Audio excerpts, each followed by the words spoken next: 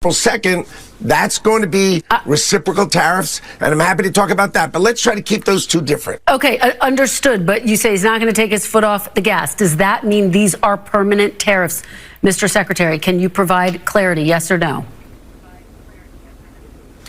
If fentanyl ends, I think these will come off. But if fentanyl does not end or he's uncertain about it, they will stay this way until he is comfortable. This is black and white. You got to save American lives. So with respect to fentanyl, this is about the border and fentanyl, and that's an agreement between the president and the two leaders of Canada. Of course, Justin Trudeau's got a lot to say. Of course, he's leaving in like days, so it's not really that fun to listen to some guy who's trying to create sort of a mess for Canada, which he's trying to do. President Sheinbaum did a much more calm, thoughtful conversation with President Trump, and that's why this is the result. She was able to negotiate it because she said 1,000 more people on the border, stopping fentanyl from coming into this country. I was told that Donald Trump was a genius businessman who would save the economy, who would lower the cost of gas, groceries, and rent. And of course, I never believed that. And neither did you. We knew Donald Trump would be a failure. But what we didn't know is that Donald Trump would admit that Donald Trump was a failure, as we saw in his interview with Maria Bomo, where he said, yes, there might be a recession because of his disastrous economic agenda. Now that interview was one thing. But what really makes it bad is Donald Trump getting caught in the LIE from another. And that interview was with Kristen Welker, who also sat down with Donald Trump's Commerce Secretary today and grilled him about Donald Trump's failures,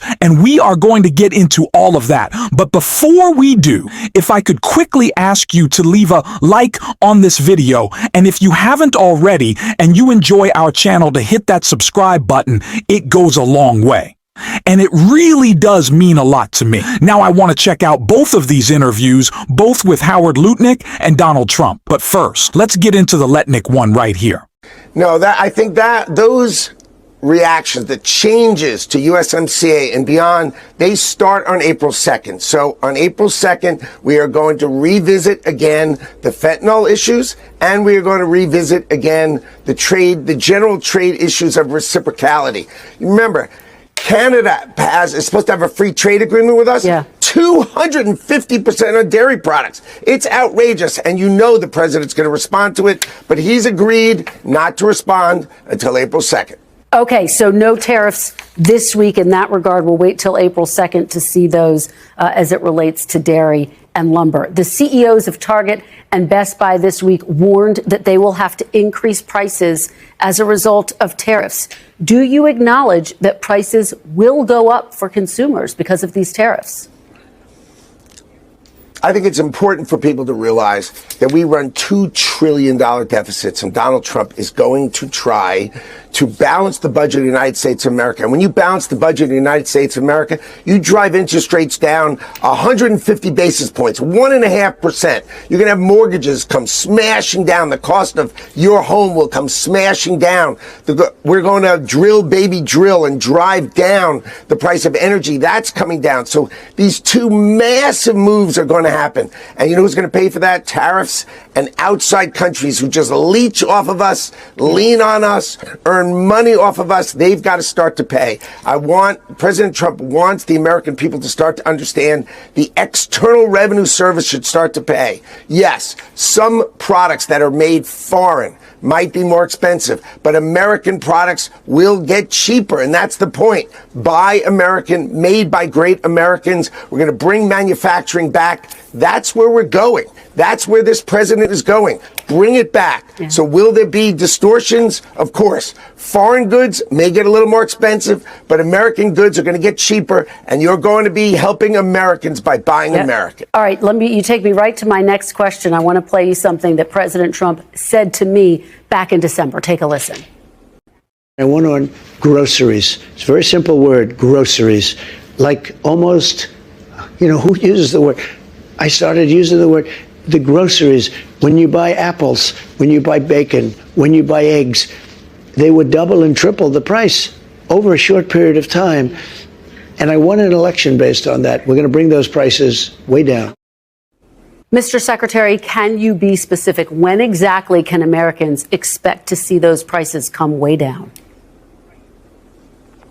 Egg prices up 200% under Biden. Biden just killing chickens, trying to worry about things. It's crazy the way eggs have gone up 200%. Donald Trump's going to bring the price of eggs down now. Donald Trump's tariffs are, here's the idea.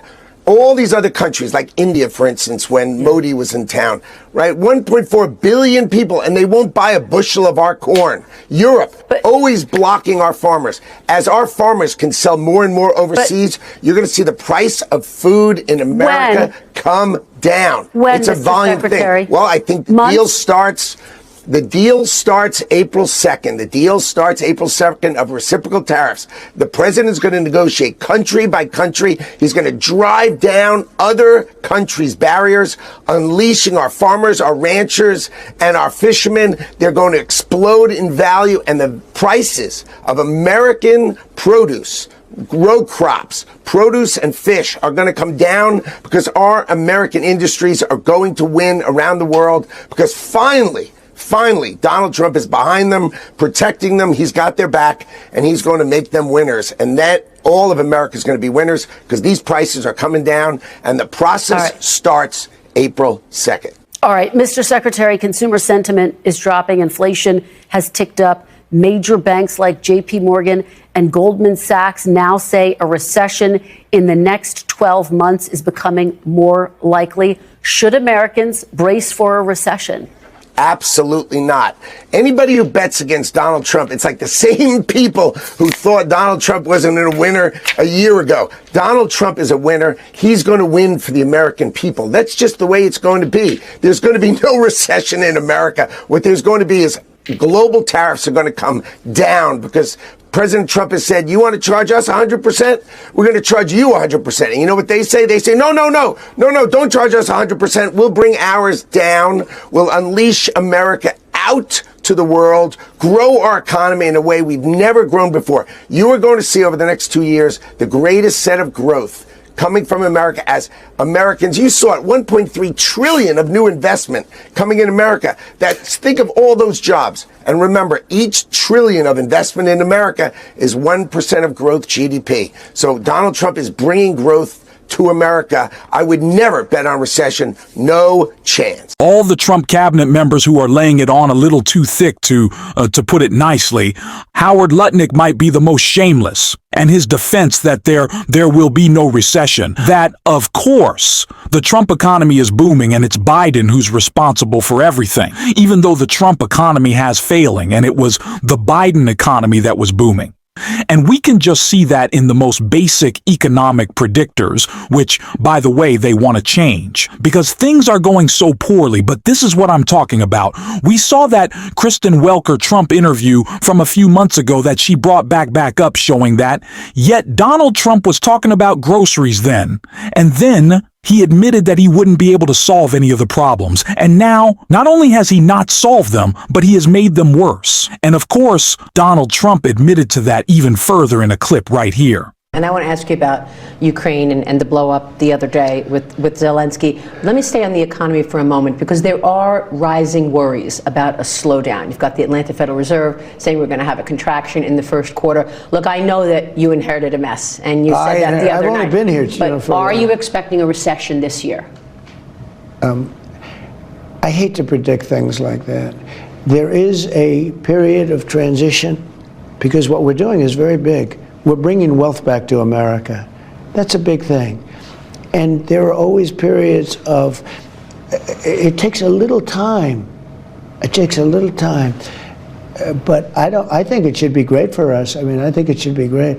It's going to be great ultimately for the farmer. You know, don't forget, It just seems like he doesn't even care, which would make sense. He doesn't. And it is important why Donald Trump's tariffs, the flip-flopping is covered more so than just the meltdowns that he has, the temper tantrums that he throws, how fundamentally weak he is. The reason he's pulling back on these tariffs is that there's two real big issues there. The first is business leaders are unable to predict what circumstances they might be operating under.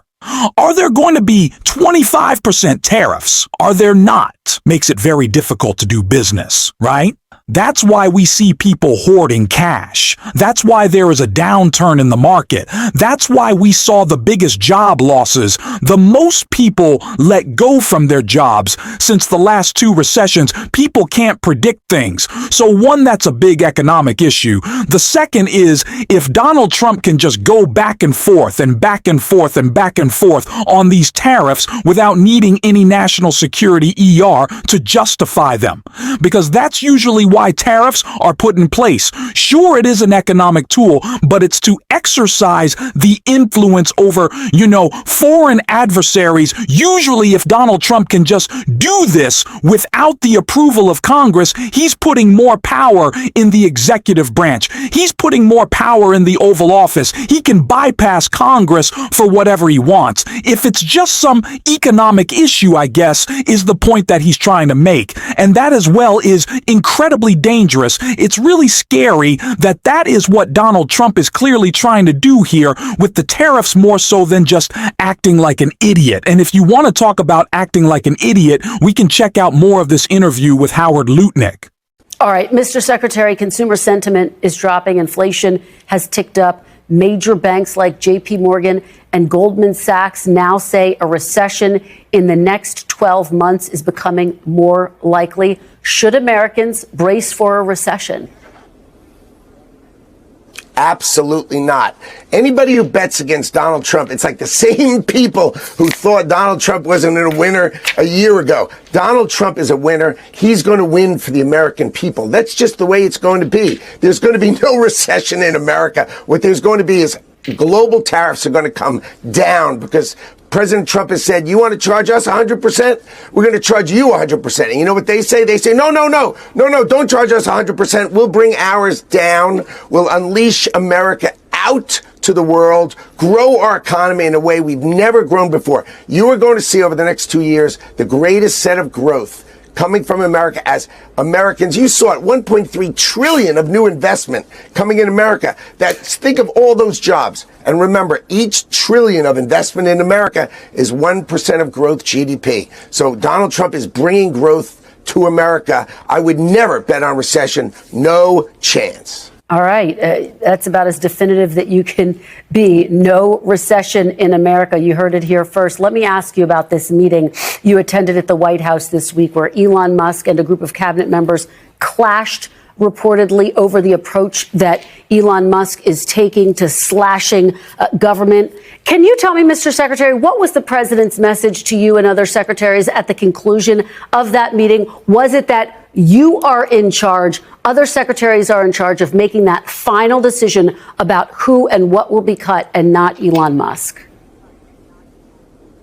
Well, what the president made clear, both to the cabinet secretary and Elon, and we all agree with him, so we agreed with him before the meeting, after the meeting, and during the meeting, was let's make sure when we're cutting, we're keeping the great people who work for the government. There are amazing people. I mean, the Commerce Department, I've met some amazing people. These people are extraordinary, and they're giving of themselves for America. So we've got to cut the size of government. I mean, government has grown insanely. We've got to cut the size of this government. But the president's advice and guidance was, let's be super sharp. Let's make sure we cut with a scalpel. Let's be sharp. Let's be clear. And let's make sure we do it right. And we all agreed that the cabinet is one on these topics. You've got the greatest technologist in the world. You have the greatest technologist in the world comes to the meeting wearing a T-shirt that says, I'm tech support. I mean, imagine you have the greatest technologist in the world coming to help you. How great is that? Just to put a fine point on it, who did the president say was in charge? You and the other cabinet secretaries or Elon Musk? He is in charge. Let's be crystal clear. He did not tell me I'm in charge. But of your agency, who's in charge of your agency? We listen to him. I understand that. But who is in charge of your agency, you or Elon Musk? Elon Musk is your partner. He's your partner in technology. He's your partner in thought. He's your partner in doing it. What President Trump made clear is that Elon is your partner. And that is what we'd like. You have the greatest businessman and greatest technologist in the world as my partner. You got to ask me, what do I think? Thank God I would have Elon Musk come and help me. There's no one watching this TV right now who, if Elon Musk said he was going to come over their house and help them, wouldn't cheer. You have the best technologist and the richest guy in the world said, I'll help you. Come on. We want his help. All right. Secretary Lutnick, thank you so much. This is not a smart person. These are not smart people. They are not qualified. They do not know what they're talking about or doing. But they will suck up to Donald Trump again. It's the reason why they're trying to change economic indicators and how we measure success in our economy, because it's gotten that bad, that quick, and we have to call that out. We're certainly going to on this show every single day.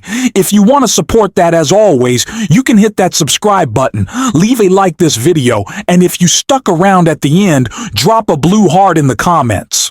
And until next time, I'll see you soon.